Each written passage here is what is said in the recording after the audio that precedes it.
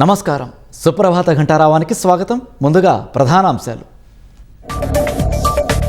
పశ్చిమాసియాలో మరోసారి యుద్ధమేఘాలు. ఇరాన్పై దాడులతో విరుచుకుపడుతున్న అమెరికా.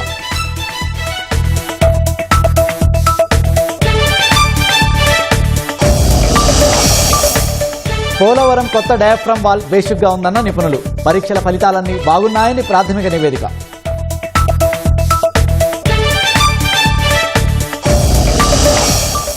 ఇంకా దొరకని సముద్రంలో గల్లంతైన 6 ఆచూకీ.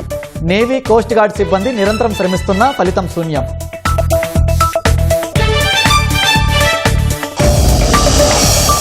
రాష్ట్రంలో డ్యాంల భద్రతా ప్రమాణాల మదింపునకు కమిటీ. 8 మంది చైర్మన్లు, 25 మంది సభ్యులతో ఏర్పాటు.